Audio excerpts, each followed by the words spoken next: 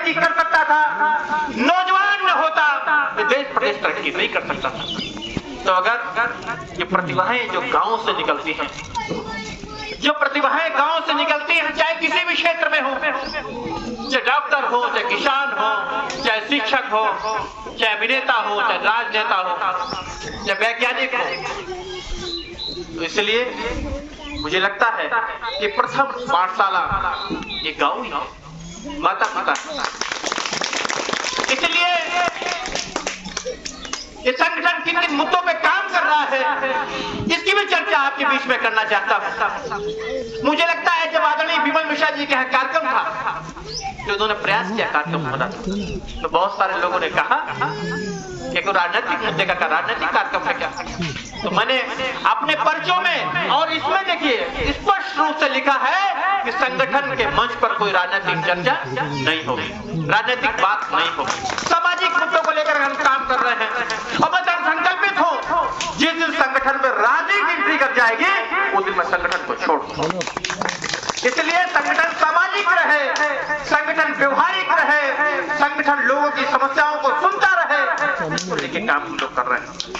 तो मैं बता रहा हूँ संगठन की शुरुआत कैसे हुई। सबसे पहले अभी धीरज भाई हम लोगों ने प्लान किया कि जितने भी प्रदेश में वृद्धाश्रम है, जहां पर बुजुर्ग माता पिता लोग रहते हैं, बहुत ऐसे बुजुर्ग हैं जिनके बच्चे अच्छे पदों पर हैं, टीचर है, डॉक्टर है, इंजीनियर है, और उन्होंने अपने माता पिता को वृद्धाश्रम देने का काम किया। तो उनसे बड़ा पापी को नहीं हो सकता है जो अपने माता पिता का सम्मान आदर नहीं कर सकता, उनको आशीर्वाद नहीं ले सकता।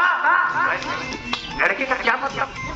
तो हम लोग प्रयास कर रहे हैं कि 1 जनवरी से हम लोग वृद्धाश्रम में जाएंगे और उन लोगों को चिन्हित करने का काम करेंगे जिनके माता पिता, उनके बच्चे अच्छे पदों पर हैं, उनके माता पिता वृद्धाश्रम में हैं, उनको घर भेजने का काम हम सब लोग मिलकर करेंगे। बड़ा दुख होता है, जीते जागते भगवान है हमारे, अगर माता पिता न होते हम कहां से होते। अगर हम लोग माता पिता का सम्मान नहीं करेगा तो कौन करेगा।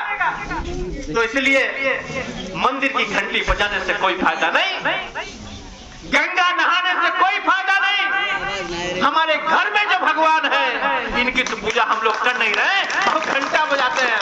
बोला क्या है, गंगा स्नान करने जा रहे हैं, तो फायदा मिलेगा क्या। तो इसलिए सबसे पहले हमें अपने अभिभावकों का, माता पिता का सम्मान करना पड़ेगा। असली भगवान तो घर में है, भगवान की पूजा नहीं कर रहे, पत्थर वाले बाबा की पूजा कर रहे हैं, कितना गलत। भगवान भी आपके खुश नहीं होंगे। इसलिए सबसे पहले अपने माता पिता उनका आशीर्वाद लीजिए, उनकी सेवा करिए। मैंने देखा जब आप पैदा हुए, खिलाया, बड़ा किया, और जब हम बड़े हो गए, अच्छे पदों पे पहुंच गए, तो हम अपने माता पिता को भूल गए। कितना दुख है। अगर वो लोग आपको उसमें छोड़ देते तो आज इस समय क्या यहाँ तक पहुंच सकते थे आप। मैं तो तारीफ करना चाहूंगा देश के प्रधानमंत्री जी की कि देखिए कि क्या बड़ा हृदय है कि जब उनका जन्मदिन होता है तो कहां पहुंचते हैं। कभी देखा आपने रामेश्वरम गए, कभी देखा आपने वैष्णो देवी गए, कभी देखा आपने हरिद्वार गए, अयोध्या गए, कहां पहुंच गए। आप देखिए माँ के चरणों में पहुंच गए। बताइए, इसका बेटा प्रधानमंत्री हो, वो अपनी माँ के चरणों में जा रहा है। तो हमें सीख लेनी चाहिए कि सबसे पहले हमें अपने बड़े बुजुर्गों का आशीर्वाद, बड़े बुजुर्गों का आशीर्वाद नहीं होगा तो हम लोग आगे नहीं बढ़ सकते। पैसा तो हो सकता है लेकिन सुकून नहीं हो सकता, शांति नहीं हो सकती। और अगर हम अपने माता पिता का आशीर्वाद नहीं लेंगे तो आगे आएगी, आपको मालूम, आपका भी सम्मान नहीं करेगी, आपको भी ठोकर मारने का काम करेगी। तो कहेगी अगर आपने माता पिता का सम्मान नहीं किया तो हम कैसे सम्मान करेंगे। तो इसलिए हम आज अपील करने आए हैं, नौजवान साथियों से भी अपील करने आए हैं कि अपने घर के भगवान का सम्मान करें। तो हमारा संगठन जो वृद्धाश्रम में काम करने जा रहा है, जिसमें आप सबका सहयोग, आशीर्वाद की हम सबको आवश्यकता है। दूसरा,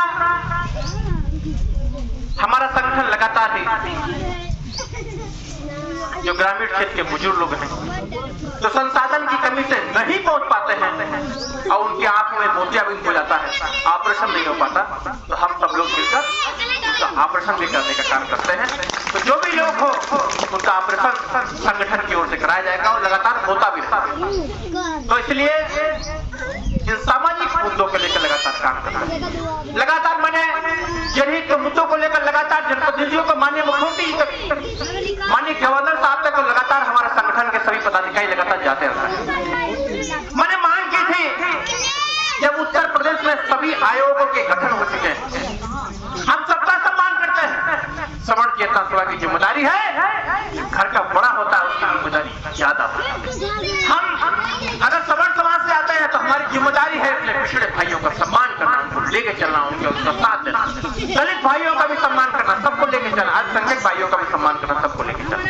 तो इसलिए हम चाहते हैं कि जिस तरीके से बहुत सारे आपने देखा, बहुत सारी बीमारियां, बहुत सारी समस्याएं हैं। तो जब हम लोग लखनऊ मेडिकल कॉलेज पीजीआई वगैरह जाते हैं तो हम लोग उनके संगठन में ऐसे ऐसे लोगों को जोड़ रखा है जो पीजीआई पर विभिन्न पदों पे हैं, अच्छे पदों पे हैं, मेडिकल कॉलेज में अच्छे पदों पर हैं, लोहिया में अच्छे पदों पर हैं। तो अच्छे स्वास्थ्य की व्यवस्था कैसे हो सके इसका भी काम संगठन लगातार कर रहा है। तो साथियों, आज इस स्थापना दिवस के अवसर पर मैं उत्तर प्रदेश के मुख्यमंत्री से मांग करता हूं कि जिस तरीके से प्रदेश में अन्य आयोगों का गठन है, पिछड़ा आयोग भी बना हुआ है, अल्पसंख्यक आयोग भी बना हुआ है, एससी आयोग भी बना हुआ है, अच्छी बात है, होना चाहिए। उनके समाज में भी गरीब लोग हैं, गरीब तबके के लोग हैं, उसी तरीके से हमारे समाज में भी ऐसे लोग हैं, वंचित लोग हैं, परेशान लोग हैं, तो उनके लिए भी आयोग बनना चाहिए, सवर्ण आयोग बनना चाहिए। तो आज हम आप लोगों के बीच से यह अनुरोध भी करने आया है माननीय मुख्यमंत्री तक इस आयोग का गठन माननीय मुख्यमंत्री जी अतिशीघ्र कराने का काम करें। दूसरा, जिस तरीके से शराबबंदी का प्रकरण चल रहा है, बिहार में शराबबंदी, अन्य प्रदेशों में भी शराबबंदी चल रही है, लेकिन हम चाहते हैं कि हमारे देश का जो भविष्य है, नौजवान है, आज सबसे ज्यादा कच्ची शराब कहाँ मिलती है? गाँव में मिलती है। गाँव में कच्ची शराब का जिस तरीके से लगातार बनाना और नौजवानों को, आगे आने वाली पीढ़ी को उसके लत में डाल देना कितना दुखद है। तो हम तो कहेंगे, हम तो जिलाधिकारी महोदय से मिलेंगे भी, ये कच्ची शराब बंद होनी चाहिए और जितने मंदिर हैं और विद्यालय हैं वहां पर जो शराब ठेके हैं उनको लगभग 500 मीटर दूर किया जाए, उनका वहां से हटाया जाए कि हम उसका आज संगठन के माध्यम से करें।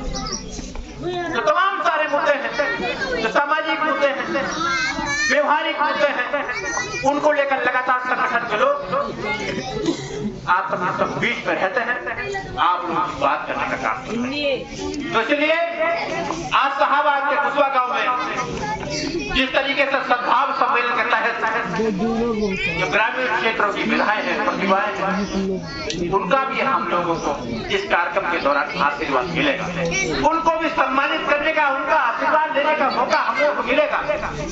इसलिए हम सभी साथियों से निवेदन करेंगे कि अभी हम लोग, हमारे सामने जो असली अतिथि हैं, हमारे बुजुर्ग हैं, इनका हम लोग सम्मान करेंगे, इनका आशीर्वाद लेने का काम करेंगे।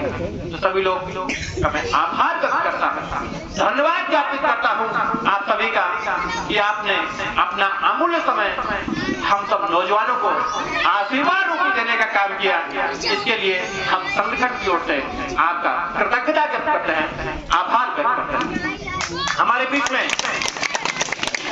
लोकतंत्र सेनानी और बहुत ही वरिष्ठ समाजसेवी आदरणीय प्रहलाद मिश्र जी हम सब के बीच आए हैं, इस कार्यक्रम की अध्यक्षता भी कर रहे हैं।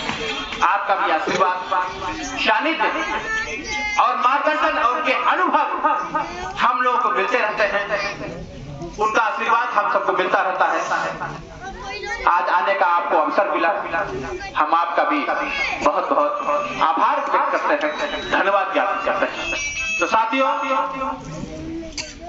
हमें उम्मीद और आशा है कि इस संगठन से जुड़कर, इस संगठन की जो कार्यशैली है उसे अवगत होकर इस गति को बढ़ाने का काम करें, सहयोग करने का काम करें और आप लोगों का आशीर्वाद हम लोगों को मिल जाएगा तो फिर हम लोगों को कोई किसी प्रकार से कोई आगे अड़चन नहीं पड़ेगी, आगे बढ़ने में किसी प्रकार की कोई समस्या नहीं होगी। आप सभी का बहुत बहुत अभिनंदन, स्वागत, वंदन, धन्यवाद।